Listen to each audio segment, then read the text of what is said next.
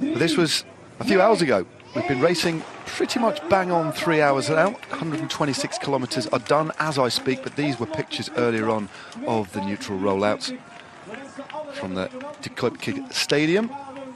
Do you think it's more of a plan to maybe look after Matej Mohoric and a little bit later on, so to go into the race with a dual plan? Oof.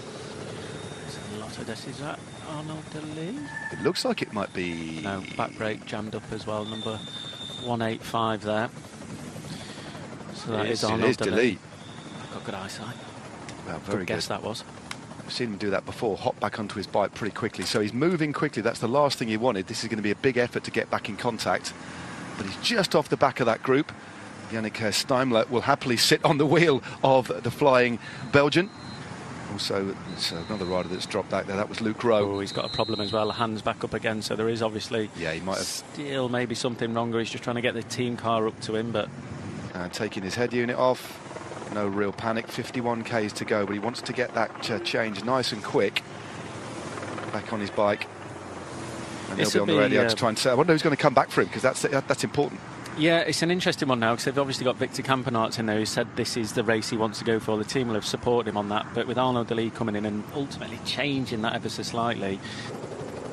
The hopes of Belgium are on this young man's shoulders.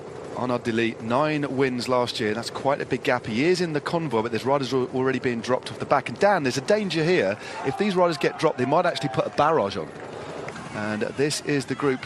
Well, this isn't the group with Arnaud de Lee. De Lee is in behind the team this car, little group, yes. Or has he got back on? Is this him here? No, he was just behind that team car. I think their teammates waiting, are waiting for him at the back. But just that one shot we had, he was just tucked in behind the team car, so not too far away. But that effort he'll have had to make there.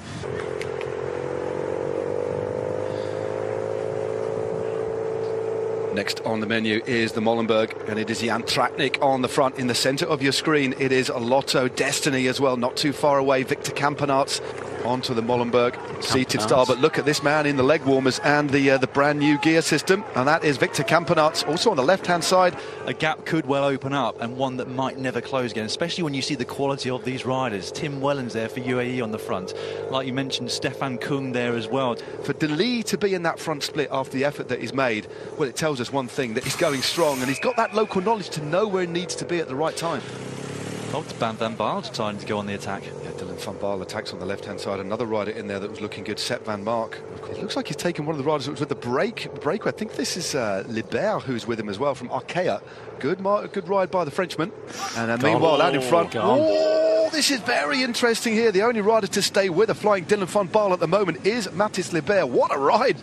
You can just see the strength of Van Baal, though. You know, he will have known that he had this climb coming, of course, and so he would have judged his effort into it. Absolutely wonderful. Tim Wellens is in a hard place here, though, because he's just two of them. Arnaud de Lee really pressing on. He's got Christophe Laporte just behind him. De Lee's doing a fantastic ride, but the horrible thing about it, you can see the top for quite a while. It just goes through the trees, but importantly, given the wind that we've got, remember the wind is blowing from the north to south. It's a headwind finish, but over the top of the Bosberg.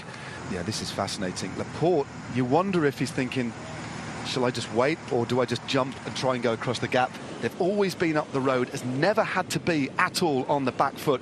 1,300 metres to go now for Dylan van Baal. Van Baal salutes the crowd.